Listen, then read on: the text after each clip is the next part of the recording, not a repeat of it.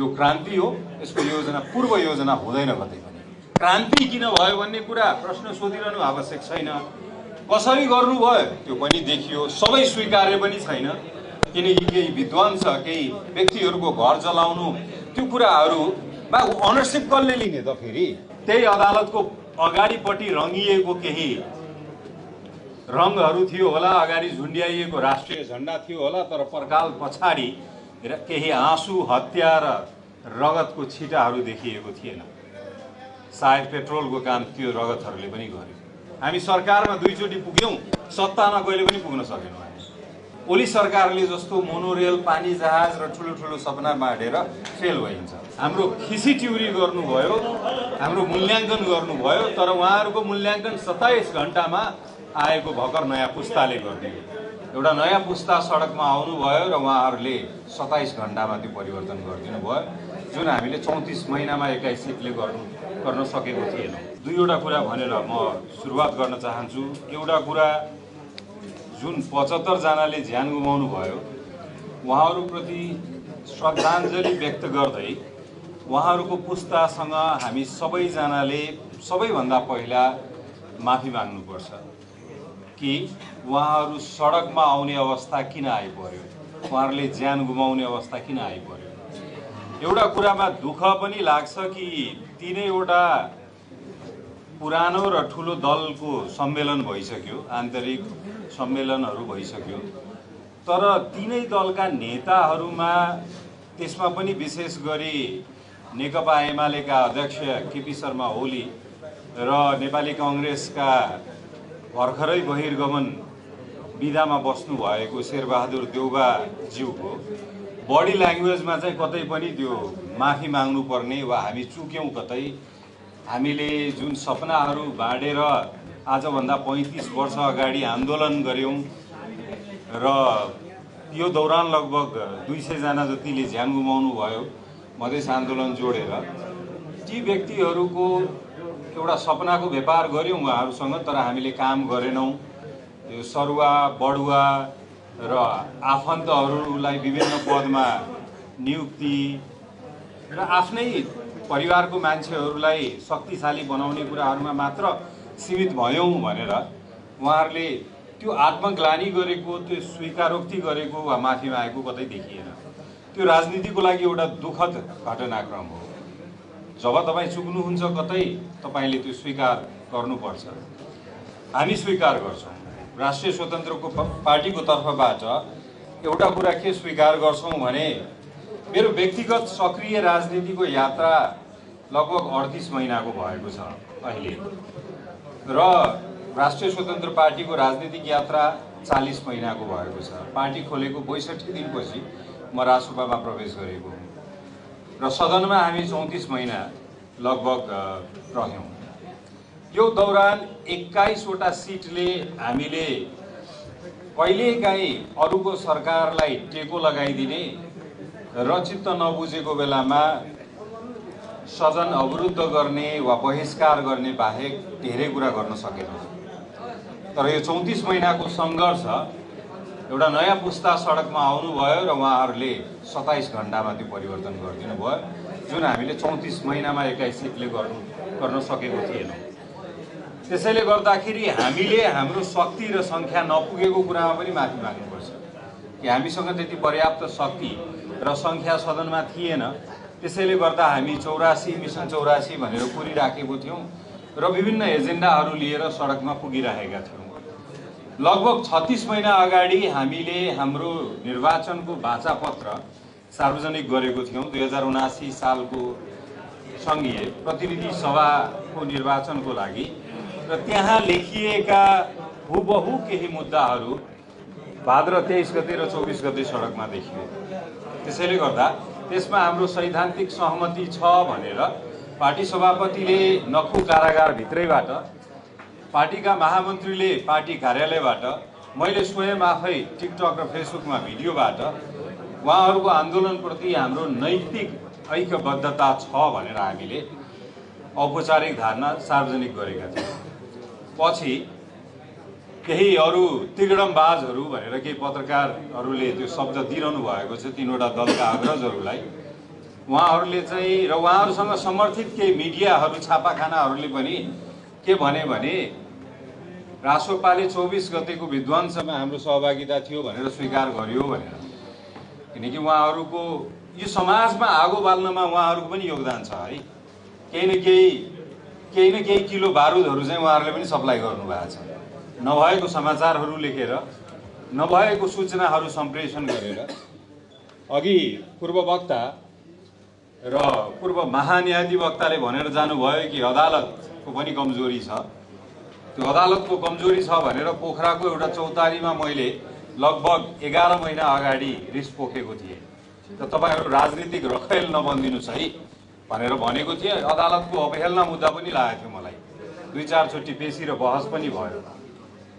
हामीले त्यतिसम्म पनि रिस पोख्न नपाउने, जुन अदालतले एउटा व्यक्तिलाई 84 दिनसम्म एउटा फाइल तयार गर्नलाई, एउटा खाता जुन उसको साथीको नाममा रहेको खाता जुन व्यापार गर्नको लागि केही रकम प्रयोग गर्यो भनेर 84 दिन एउटा फाइल बनाउनलाई व्यतीत गर्छ र त्यही सहकारीको अध्यक्षलाई बिहान 10 बजे अदालतमा ल्याएर चिया खुवाएर 4 बजे धरोटीमा घर पुर्याइदिन्छ।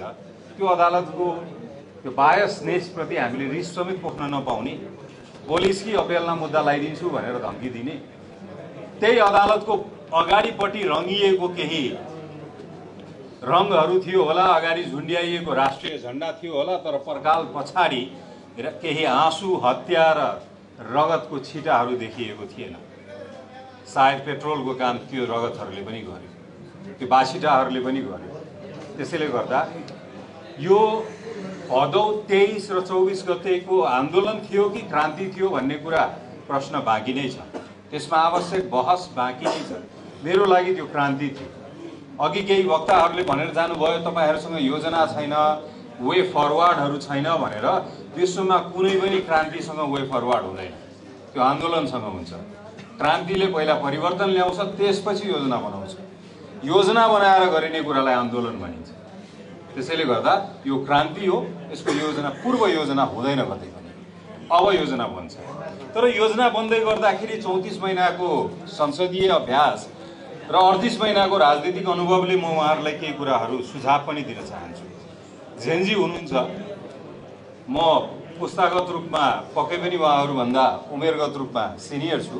त्यसैले गर्दाखेरि म कुनै पनि राजनीतिक दाबी राख्न चाहदिनँ। उहाँहरूको सक्सेस जुन क्रान्ति सफल भयो, हुँदैछ, पूर्ण रूपमा सफल हुन बाँकी छ। किनकि बुद्धले भन्नुहुन्छ परिवर्तन त्यो बेला मात्र परिवर्तन मानिनेछ जब लक्षित वर्गले परिवर्तनको अनुभूति गर्न थाल्नेछ। त्यसैले यो परिवर्तनको अनुभूति लक्षित वर्गले गर्न बाँकी नै छ। त्यसैले यो परिवर्तन कम्प्लिट भइसक्यो भन्ने अहिले मान्न सकिँदैन। तर कम्प्लिट गर्नलाई के टुल्सहरू आवश्यक पर्छ होला, कहाँ तपाईहरु केयरफुल हुनुपर्छ होला भन्ने कुरा म सुझावको रूपमा राख्न चाहन्छु। एउटा जेम्स रबिन्सन भन्ने राइटर हुनुहुन्छ, उहाँले भन्नुहुन्छ कुनै पनि देशमा social capital, state capital important हुन्छ। हाम्रो चाहिँ स्टेट क्यापिटल स्टेट एरोगेन्सीमा गइसकेको थियो। त्यो एरोगेन्सीको उदाहरणहरू जब हरिसिद्धिमा एउटा बालिकालाई कुनै पार्टी वा प्रधानमन्त्रीको पार्टीसँग सम्बन्धित प्रदेशका मन्त्रीको गाडीले हुत्याउँछ र भाग्छ, अनि त्यसको केही घण्टा केही मिनेट पछि प्रधानमन्त्रीज्यूले छोएर मात्र गएको, यसलाई राजनीतिकरण नगर्नु भनेर बठ्याइपूर्ण अभिव्यक्ति दिनुहुन्छ, त्यसले स्टेट एरोगेन्सीको इन्डिकेटर दिन्छ। स्टेट एरोगेन्सीमा गइसकेको थियो। 23 गते 19 जनाले तात्कालीन डाटा अनुसार 19 जनाको हत्या नरसंहार भइसकेपछि त्यो साँझ यही उपस्थित हुनुभएको केही पत्रकारहरूको सामु तात्कालीन सञ्चार मन्त्री पृथ्वी सुब्बा गुरुङको बडी ल्याङ्ग्वेज याद छ तपाईहरुलाई?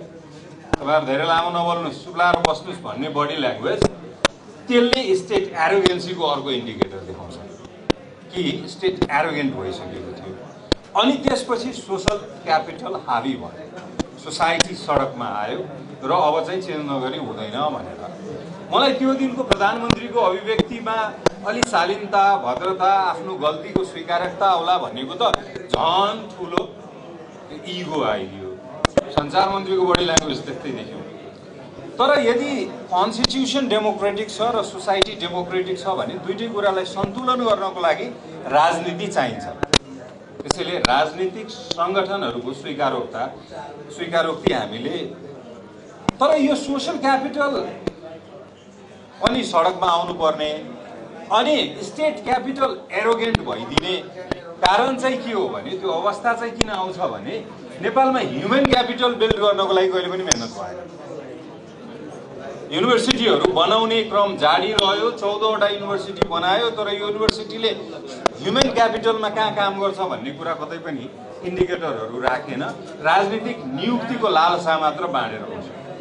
त्यसैले गर्दा भएको युनिभर्सिटीहरूले एकाडेमिक क्यालेन्डर आफ्नो टाइममा इक्जाम लियोस् र मान्छे पास होस्, क्वालिटी ह्युमन रिसोर्स मार्केटमा पुगोस् भन्दा पनि कतिवटा पद बाँड्न सकिन्छ हिसाबले मात्र युनिभर्सिटीहरू बन्दै गर्दा ह्युमन क्यापिटल बनेन। त्यसैले स्टेट क्यापिटल एरोगेन्ट भयो, सोसल क्यापिटल सडकमा आउनु पर्यो। सो यसमा हामीले यो बुझ्नुपर्छ यसको कारण। र अर्को साइमन सिनेकले भन्छ नि, स्टार्ट विथ वाइ। तपाईँहरूले आन्दोलन गर्नुभयो, तर आन्दोलन किन भयो भन्ने कुरा अब प्रश्न सोधिरहनु आवश्यक छैन। क्रान्ति किन भयो भन्ने कुरा प्रश्न सोधिरहनु आवश्यक छैन। कसरी गर्नुभयो त्यो पनि देखियो, सबै स्वीकार्य पनि छैन। किनकि केही विद्वान छ, केही व्यक्तिहरूको घर जलाउनु, त्यो कुराहरूमा अनरसिप कसले लिने त फेरि त्यो कुरा पनि छ। कि त अनरसिप लिने मान्छे उभ्याइदिनु पर्यो, कि त यहाँ हामी सहभागी थिएनौँ भन्नु पर्यो। अर्को कुरा तपाईँको त्यो भएपछि चाहिँ के हुन्छ भन्ने वाइ, हाउ, वाट भन्छ नि, यो तीनवटा कुरा हामीले बुझ्नुपर्छ।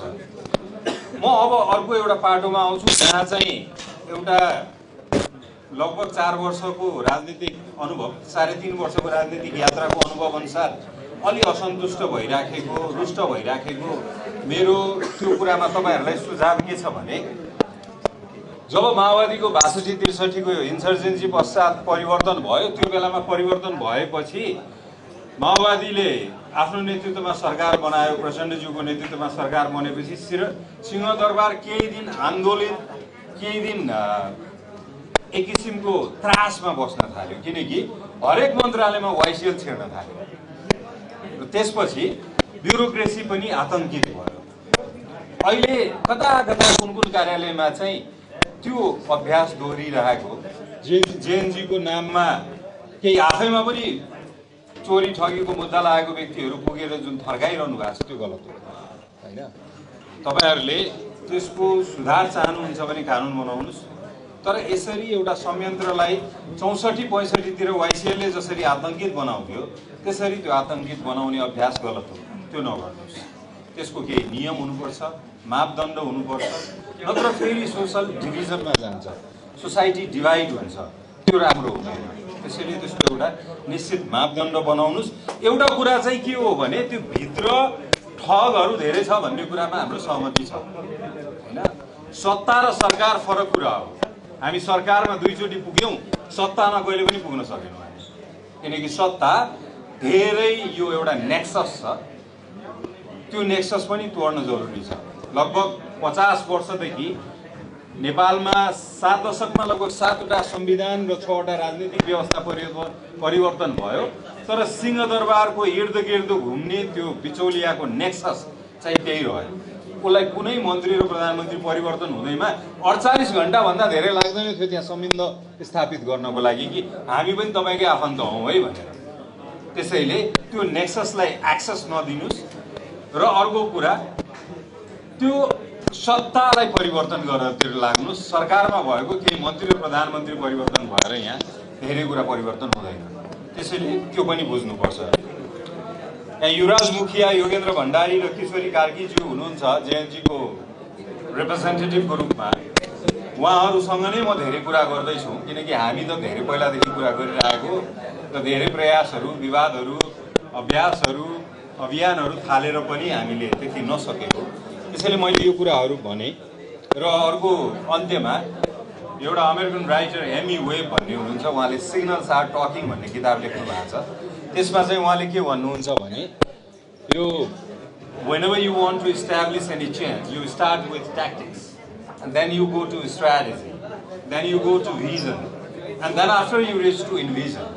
हैन भनेको कार्यनीति रणनीति दर्शन र परिकल्पना ओली सरकारको दुई पटकको 2/3 गल्ती के भएको छ भने ऊ एकैचोटि परिकल्पनामा जम्प गर्यो हामीलाई चाहिएको थियो लाइसेन्स कति घण्टामा आइपुग्छ भन्ने पासपोर्टको लाइनमा दुख नपाइयोस् भन्ने तर उहाँले चाहिँ मोनोरेल र पानी जहाजको अफिसहरू खोलेर राज्यको स्रोत व्यर्थमा नोक्सान गर्दै हुनुहुन्थ्यो जुन हाम्रो आजको रिक्वायरमेन्ट थिएन हामी 20 वर्ष पछिको योजना बनाउन सक्थ्यौं कि पानी जहाज जबकि ग्लोबली पानी जहाज बिजनेस लसमा गइरहेको बेलामा हामी चाहिँ पानी जहाजको अफिस खोल्दै थियौं तर हाम्रो त्यो भनेको परिकल्पना हुनुपर्थ्यो हाम्रो आजको कार्यनीति के हुनुपर्थ्यो भने सिडिओ अफिसमा जाँदा खाजा खर्च नदिएर नागरिकता कसरी पाइन्छ लाइसेन्सको लागि लाइसेन्स रिन्यू गर्ने बेला भन्दा अगाडि कसरी आइन्छ त्यो कुराहरू पासपोर्टको लागि धेरैवटा देशले पासपोर्टको लागि दस्तुर लिँदैन हामी कहाँ यति महँगो त्यो पनि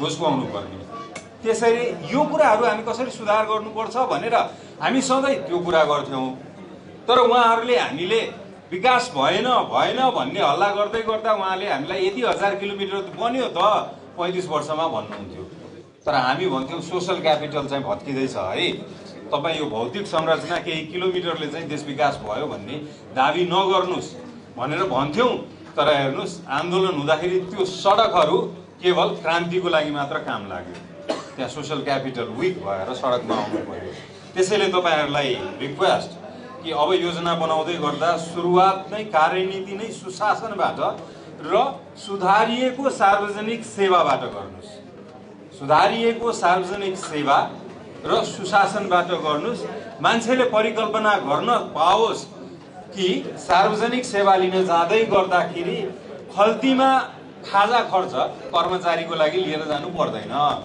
भनेर तर यो हेर्नुस् यो संयन्त्र एकदम ढिट छ क्रान्ति पछि पनि के भ्रष्टाचारीहरू समातिसक्यो 2-4 लाख रुपैयाँ खल्तीमा हातमा घरमा भेटिसक्यो भनेपछि यो सजिलै सुध्रिनेवाला छैन त्यसपछि तपाईहरु रणनीतिमा जानुस् त्यसपछि भिजन दर्शनमा जानुस् अनि बल्ल परिकल्पनाको कुरा गर्ने हो हामीले यस basic daily public service delivery improve नगरिकन ओली सरकारले जस्तो मोनोरेल पानी जहाज र ठुलो सपना बाँडेर फेल भइन्छ सुरुवात त्यहाँबाट हुनुपर्छ त्यसमा हामी तपाईहरुलाई सहयात्री भएर यसो एक पुस्ता तपाईहरुभन्दा सिनियर भएको कारणले गर्दाखेरि मेन्टर भएर कतैतिर तपाईहरुलाई सचेत गराउने अभिभावक भएर र यो देशको नागरिक भएकोले तपाईहरु जस्तो हक हामी पनि इक्वली राख्छौं है भन्दै दाबी गरेर यो सबै हिसाबले हाम्रो विभिन्न भूमिकाबाट तपाईहरुको छेउछाउमै छौं हामी तपाईहरुलाई साथ दिनको लागि तयार छौं